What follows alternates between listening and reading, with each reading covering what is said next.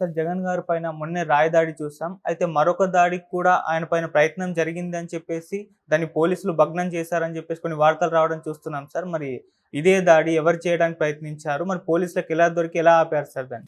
నిన్న యాక్చువల్‌గా 2 సంఘటనలు చోటు చేసుకున్నాయి.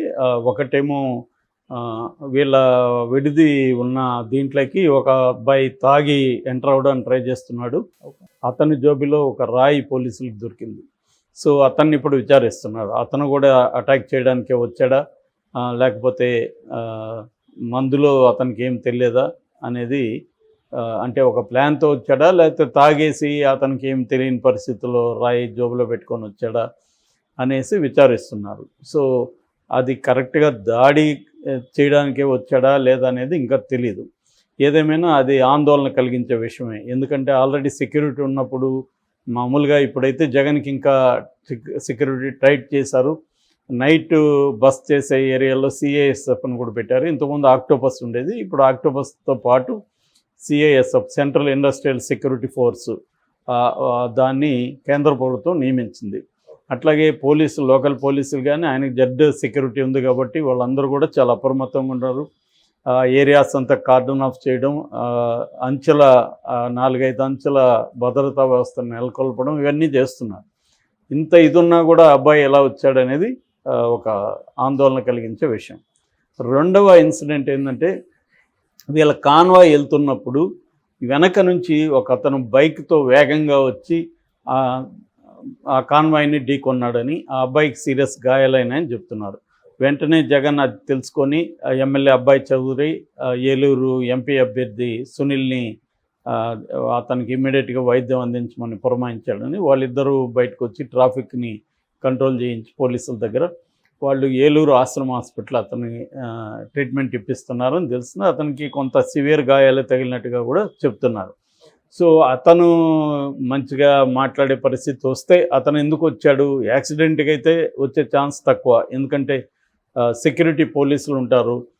అంత వేగంగా అప్పటికే వదిలేరు వెహికల్స్ని. బాగా దూరం వెళ్ళినాక కానీ వెహికల్స్ని రోడ్డుని ఆపేస్తుంటారు కదా, రోడ్ల వెహికల్స్ని. సో అబ్బాయి ఎక్కడి నుంచి వచ్చాడు?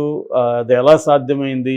రేపొద్దున అతను అంత దగ్గరికి కాన్వాయ్ని ఢీకొన్నాడంటే అక్కడ ఏ బాంబో వేయచ్చు కదా, ఏ గ్రెనేడో బాంబో విసిరే అవకాశం ఉంటుంది. సో ఈ మొత్తం ఇన్సిడెంట్స్ అంతా వరుసగా చూస్తుంటే సెక్యూరిటీ ల్యాబ్స్ క్లియర్ కనబడుతుంది. దీనికి నేను చాలాసార్లు ముందు నుంచి చెప్తున్నా, దీనికి ఎలక్షన్ కమిషన్ బాధ్యత వహించాలి. ఎందుకంటే ఎలక్షన్ కమిషన్ ఆధ్వర్యంలోనే గవర్నమెంట్ రన్ అవుతుంది. జగన్ ఆధ్వర్యంలో గవర్నమెంట్ లేదు. సో పోలీస్ ఫోర్స్ కూడా సెక్యూరిటీ వ్యవహారం అంతా కూడా ఎలక్షన్ కమిషన్ ఆధ్వర్యంలో ఉంది కాబట్టి వాళ్ళు ఒక సంఘటన జరిగినాక దీన్ని కరెక్ట్ చేయడానికి కొన్ని స్టెప్స్ తీసుకున్నారు, కానీ అది సరిపోవట్లేదు. సో దీనికి కారణాలు ఏంటి?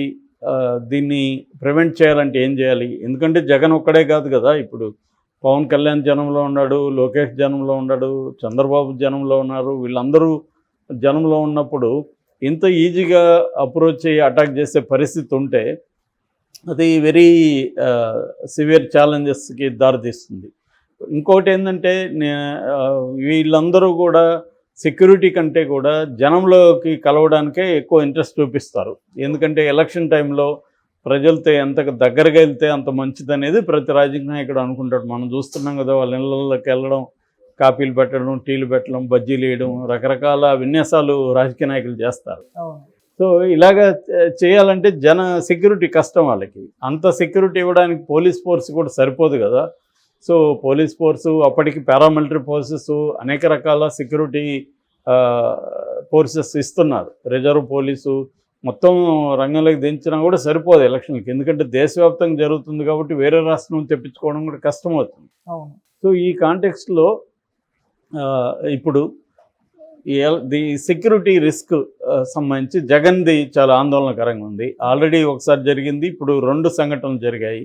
ఈ 2 సంఘటనలు కూడా ఖచ్చితంగా సెక్యూరిటీ బ్రీచ్ అని అయితే చెప్పచ్చు. అంటే వాళ్ళు ఈ బైక్ అతను అయితే నిజంగానే అతను ఏదన్నా ఉద్దేశంతో వచ్చి ఢీకొన్నాడా, లేకపోతే పొరపాటు అయితే కూడా అతను ఎలా అంత స్పీడ్గా వదిలారు, ఇవన్నీ ప్రశ్నలు. దీనికి బాధ్యత వహించాల్సింది పోలీసులే వహించాలి. సో వాళ్ళైతే ఇంకా ఏం స్టేట్మెంట్లు ఇవ్వలేదు. ఇవన్నీ కూడా ఏంటంటే లోకల్గా అక్కడ ఉన్న జర్నలిస్టులు వాళ్ళు రాస్తే అది స్ప్రెడ్ అవుతుంది తప్ప అఫిషియల్గా పోలీస్ స్టేట్మెంట్లు ఇవ్వాల్సిన అవసరం ఉంది. వాళ్ళు ఫస్ట్ వచ్చి ఎలక్షన్ కమిషన్ నివేదిక సబ్మిట్ చేస్తారు. ఎలక్షన్ కమిషన్ నివేదిక చూసిన తర్వాత ఎలక్షన్ కమిషన్ తగిన ఇన్స్ట్రక్షన్స్ ఇస్తుందన్నమాట. ఇప్పుడు ఏమైందంటే ఆంధ్రప్రదేశ్లో ఎలక్షన్ కమిషన్కి కూడా చాలా బర్డన్ ఎక్కువైంది. ఎందుకంటే రోజుకి 100 నుంచి 200 కంప్లైంట్స్. ఈ పొలిటికల్గా ఇద్దరు కూడా చాలా స్ట్రాంగ్గా ఉన్నారు కాబట్టి ఒకరి మీద ఒకరు కంప్లైంట్స్ ఇచ్చుకుంటున్నారు అనమాట. రోజుకి 100 నుంచి 200 అవన్నీ పరిశీలించాలి, వాళ్ళకి రిప్లైలు ఇవ్వాలి, నోటీసులు ఇవ్వాలి, మళ్ళీ వాళ్ళ రిప్లైలు చూడాలి, ఇంకొన్ని విషయాల్ని కేంద్ర కమిషన్కి తీసుకెళ్ళాలి. సో ఇది చాలా పెద్ద బర్డన్ అవుతూ ఉంది. అందుకని మనం అనుకున్నంత ఈజీగా గ్రౌండ్లో సిచ్యువేషన్ ఉండదు. సో అక్కడ చాలా డిఫికల్ట్గానే ఉంటుంది. ఎందుకంటే ఇప్పుడు అందరూ జనంలోకి వెళ్తూ ఉన్నారు కాబట్టి అందరికీ సెక్యూరిటీ ప్రొవైడ్ చేయడం అనేది హెరిక్లియన్ టాస్క్, అది అంత ఈజీ కాదు. సో వీళ్ళు ఏంటంటే ఇప్పుడు జగన్ కూడా ఏ రకంగానూ వీళ్ళు చెప్పింది ఫాలో కావట్లేదని చెప్తున్నారు. దాన్ని వైసీపీ ఏమో మా వాడికి చాలా ధైర్యము, పులిరా అది ఇదని వాళ్ళు పాటలు వేసుకుంటున్నారు. కానీ మామూలుగా మనం ఆలోచించాల్సిన జగన్ ఇంకొకటి అనేది కాదు, ఒక ముఖ్యమంత్రిగా చూసుకున్నప్పుడు ఆ ముఖ్యమంత్రికి సెక్యూరిటీ అనేది వెరీ ఇంపార్టెంట్. సో ఆ రకంగా ముఖ్యమంత్రి సెక్యూరిటీ అనేది, ఆయన ఇంకా ముఖ్యమంత్రినే కదా, సో అందుకని దానికి తగిన సెక్యూరిటీ అనేది ఇంపార్టెంట్. అది లేకుండా తను కూడా ఏంటంటే ఇన్ని 5 ఏళ్ళుగా పరదాల మధ్య ఇంకొక మధ్య ఉన్నాడు, తిరుగుతున్నాడు అని తన మీద తీవ్రమైన విమర్శలు వచ్చాయి. సో అంతకుముందంతా తను అసెంబ్లీకి కూడా పోకుండా జనంలోనే ఉన్నాడు, పాదయాత్రలో చేస్తున్నాడు. అందువల్ల జనాన్ని దూరం అయ్యాడని ఫీలింగ్ వచ్చింది. ఇక్కడ కూడా మనకి తెలంగాణలో చూసినప్పుడు కూడా కేసీఆర్ జనం దూరం అయ్యాడు, అసలు ప్రజాప్రతినిధులకు కూడా అపాయింట్మెంట్లు ఇవ్వట్లేదన్న విమర్శలు వచ్చాయి. సో ఆ ఎఫెక్ట్ కూడా ఇక్కడ తెలంగాణ ఎన్నికల రిజల్ట్ మీద పడింది. అందుకని జగన్ అక్కడ హుషారయ్యి ఏం చేస్తున్నాడంటే మ్యాక్సిమం జనంలో ఉండడానికి ట్రై చేస్తున్నాడు. వాళ్ళతో ఫోటోలు దిగడం, వాళ్ళకి ఏదో కార్యక్రమాలు చేయడం. నిన్న కూడా ఎవరో వచ్చి అక్షరాభ్యాసం చేయించారు జగన్ ద్వారా బాబుకి. అలాగా ఇట్లాంటివేవో కార్యక్రమాలు చేయడం, తర్వాత అర్జీలు తీసుకోవడం, అంటే ఒక ప్రతిపక్ష నాయకుడిలాగా జగన్ బిహేవ్ చేస్తున్నాడు. సో అది అతనికి ప్లస్ అయ్యే అవకాశాలు ఉంది. ఎందుకంటే జనం అంతా కూడా అతను ఓన్ చేసుకునే అవకాశం ఉంది. ముఖ్యమంత్రి మనకు దూరంగా ఉన్నాడని కాకుండా జగన్ మనకు దగ్గరగా ఉంటాడు అన్న ఫీలింగ్ క్రియేట్ అయ్యే అవకాశం ఉంది. దాని ఎఫెక్ట్ ఎంత ఉండదు తెలియకపోయినా ఎంతో కొంత అయితే అది బెటర్గా ఉంటుంది. వీళ్ళు దానంతా కూడా ఆ విజువల్స్ని, ఆ వీడియోస్ని, వీటన్నిటిని కూడా విపరీతంగా వైసీపీ సోషల్ మీడియా స్ప్రెడ్ చేస్తుంది. సో ఈ కాంటెక్స్ట్లో భద్రత మాత్రం చాలా రిస్కే జగన్కి కూడా. ఎందుకంటే ఇంకా 20 రోజుల పైన ఉంది ఎలక్షన్లు. ఈ లోపల ఏదైనా జరగరాని జరిగితే మాత్రం ఇబ్బందికరమే. అందుకని జగన్ కూడా ఏంటంటే ఇప్పటికీ ర్యాంప్ వాకులు వదిలిపెట్టలేదు. ఇప్పటికీ జనంతో పోయి ఫోటోలు, వీడియోలు, వాళ్ళతో మాట్లాడడం ఇవన్నీ చేస్తున్నాడు. సో రెండోది పైన ఉన్నప్పుడు కూడా కొంత చీకటి పడినాక బస్సులోకి వెళ్ళమని కూడా వాళ్ళు చెప్పారు.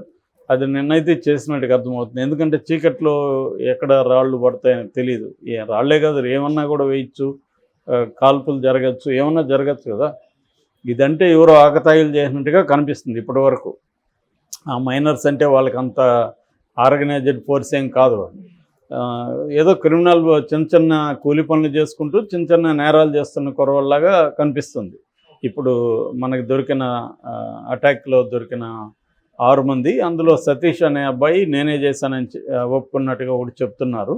వీళ్ళందరూ కూడా వడ్డర్ బస్తీలో కూలి పనులు చేసుకుంటూ చిన్న పెట్టి క్రైమ్స్లో ఉన్న వాళ్ళని పోలీసులు ఇప్పటివరకు అనఫిషియల్గా చెబుతున్నమాట.